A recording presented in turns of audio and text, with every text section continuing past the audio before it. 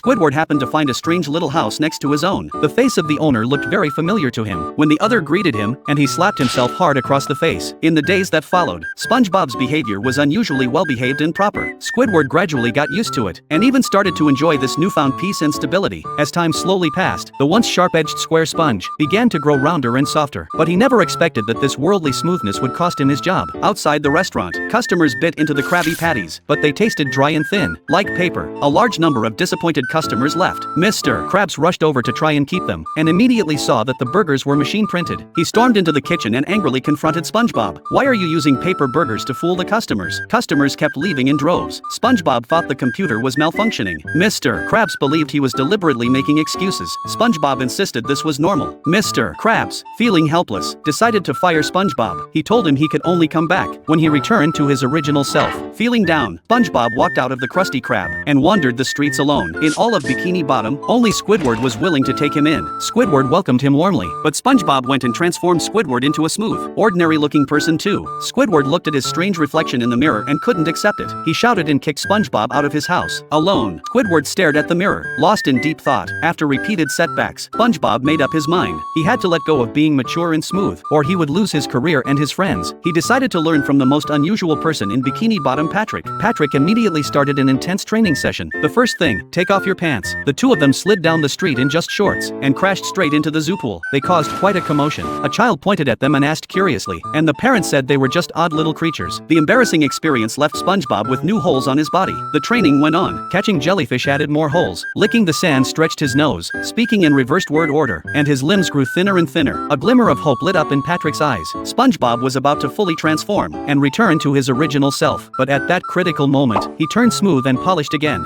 SpongeBob felt dejected, thinking he would stay normal forever. Just then, the stone door swung open. Squidward had come to find SpongeBob. The sudden appearance startled SpongeBob so much that he instantly turned back into his square original form. SpongeBob spilled a single drop of never-fading paint. That drop made a perilous journey, zipping across linoleum floors, and luckily fell back into the paint bucket. Finally came the painting session. The big brush kept almost hitting the collectibles, so SpongeBob switched to a fine-tip brush, then plucked a tiny hair from his nose. Patrick followed his lead and pulled a miniature mop out of his own nose. The two carefully dipped a drop of paint and stood in front of Mr. Krabs' collection, hesitating for a full 3 hours. Patrick urged him to hurry up. SpongeBob smiled and was about to start, but the paint began dripping down the object. Panicking, SpongeBob blew on it hard, trying to redirect the flow. He even used a hairdryer to push it elsewhere, but the blowing created a paint bubble. By the time he realized it, it was already too late. SpongeBob gasped. "What could be worse than a paint bubble?" Patrick answered, "I know, 2 paint bubbles." The 2 bubbles merged and grew into one giant bubble. SpongeBob muttered nervously, "It shouldn't get any bigger, right?" But Patrick kept blowing air into it. The moment he finished speaking, the giant bubble burst. Paint splattered evenly across every wall in the room, but one drop landed on a dollar bill. Patrick didn't notice at all. SpongeBob, terrified, warned him, "That's Mr. Krabs' first dollar, the most precious thing in the world to him." The more SpongeBob wiped, the more the paint spread. Eventually, the whole bill was completely covered in paint. Now they were in real trouble. SpongeBob could already picture his butt hanging on the wall as a decoration. The two friends held their butts and cried loudly. Then Patrick had a flash of inspiration. Just wash off the paint and the problem would be solved. They tried every method they could think of. Putting it in the washing machine, no effect. Using a chainsaw, Patrick's hand got ground away. Blasting it with a high-pressure hose, it blew a hole through his stomach. Beating it with a stick, Patrick ended up covered in bruises. Still, they couldn't remove the paint. Patrick shook his head and said, "These methods are too old-fashioned, we should use high-tech." So he picked up a computer and smashed it into the bill. Patrick had built a treehouse high up on a giant sea vine. When Squidward saw it, his curiosity was immediately piqued. Patrick warned him not to go in there casually, but Squidward didn't listen at all. He climbed up the vine and squeezed into the tiny little house, but once inside, he realized it was way too cramped. Squidward instantly regretted it and just wanted to get out as fast as possible. He slowly moved back down the vine. Just when he was about to reach the ground, the vine suddenly snapped, and the whole house shot off like a slingshot. They flew through the kelp forest and crashed into an untouched wilderness. SpongeBob and Patrick were thrilled, but Squidward was completely devastated. Everywhere around them were towering seaweeds, with no way out in sight. SpongeBob wasn't worried at all, because he had his Magic Conch with him. Legend said that for any problem, the conch would provide guidance. Squidward scoffed at it. He thought it was just a cheap plastic toy, with no real magic at all. SpongeBob asked the conch a question, but the Magic Conch told them to do nothing. Squidward didn't buy it at all. He insisted on setting out alone to find a way out, but the farther he went, the more lost he became, until he completely lost his direction. Just when he was about to give up hope, a light appeared in the distance. Squidward ran toward it with all his might, only to end up right back where he started. He still couldn't find the way out. Squidward had no choice but to rely on himself to survive. He built a fence, caught little bugs, and even went over to SpongeBob and Patrick to show off. Survival takes hard work. You can't rely on some seashell. But just as he finished speaking, an out-of-control plane flew overhead. To lighten the load, the crew dropped a bunch of supplies, and everything landed right next to SpongeBob and Patrick. Watching the two of them feast, Squidward couldn't stand the hunger anymore. He quietly begged them to share some. Unfortunately, the sausage was already eaten by Patrick. To fill his stomach, Squidward had no choice but to join the Conch Club. Just as he was about to eat, SpongeBob stopped him. Club rule: you have to ask the Magic Conch for permission first. Squidward reluctantly asked the Conch, but the Conch said no every time. When it was Patrick's turn, the Conch let him keep eating his sandwich. Squidward completely lost it. He grabbed the Conch and kept asking over and over, but all he got was still just no. Just as Squidward was about to break down, a patrol officer suddenly appeared. Squidward urgently begged him to take him away, but to his shock, the officer pulled out a Magic Conch first. He was also a club member, and had found them all using the Conch's guidance. The ranger asked the Conch what to do next. The Conch still said do nothing. Everyone cheered. All hail the Magic Conch. This woman had a very strange habit. When her child wouldn't stop crying, she tied a rope to the ground, and flew the child like a kite into the sky. Once the wind lifted the child up, the crying immediately stopped. This world was constantly hit by fierce winds. Drinking water here was incredibly convenient. You just raised your cup, and the wind blew the water straight into your mouth. The locals were all excellent at playing ping pong. When you hit the ball, the wind would quickly blow it right back to you. Jack always carried a spare set of hats with him to keep his hat from being blown away. And there was one person whose hat never came off because his hair was unusually long, and it held the hat firmly in place. A barber was cutting a customer's hair when a splash of yellow liquid suddenly landed on the customer's head. It turned out a small dog had been blown up into the air and had accidentally relieved itself in midair. One day, a man walked into a room. After making sure no one was around, he lifted a floor panel and climbed down. There was a hidden basement underneath, where an old man was operating a giant machine. It turned out that the unending wind in this world was all generated by that very machine. The old man shut down the gears, and the wind vanished instantly. The dog that had been floating in the sky fell straight to the ground. People could no longer drink water with the wind's help, and ping pong couldn't be played properly anymore, and all the children who had been sent up into the air by ropes fell back down to the ground. In the end, the man took over the old man's job and restarted the machine. The gears began to turn once more, and this strange, windy world returned to its former state. This earthworm had lived underground for many years and always carried a dream in its heart to go up to the surface and see the world above. One day, it met another earthworm. After a brief conversation, they realized they shared the same goal, so they agreed to dig upward together. But they dug in the same direction, and their heads bumped straight into each other. Realizing that wouldn't work, they kept digging upward. Along the way, the second earthworm pretended to be exhausted and quietly lagged behind. Just then, a huge rock blocked their path. The solid stone completely sealed the way, impossible to drill through. After examining it, the second earthworm suggested they split up and go around from both sides. So they separated, and later reunited on the other side of the rock. A new problem soon followed. The soil above was unusually hard. The second earthworm wanted to dig toward the upper right, but the first was certain the opposite direction was the right way. That was the first time they disagreed. In the end, the two earthworms chose to go their separate ways, each wanting to be the first creature to see the surface. After persistent effort, the first earthworm finally broke through the ground, but unexpectedly, it rolled straight down the hillside. On the other side, the second earthworm also reached the surface, and finally saw the world it had always dreamed of. Just as it was lost in the view, a giant strange bird suddenly appeared, and swallowed it in one bite. Witnessing this, the first earthworm was terrified. It fled back underground immediately, and sealed up every tunnel it had dug. It hid in its burrow, trembling, and never dared to go near the surface again. But the peaceful days didn't last long. It came up with another crazy idea, to dig all the way down to the deepest part of the earth, to drill through the entire planet, searching for a new way out. But it never expected, the moment it broke through the soil, even more strange birds were waiting right there.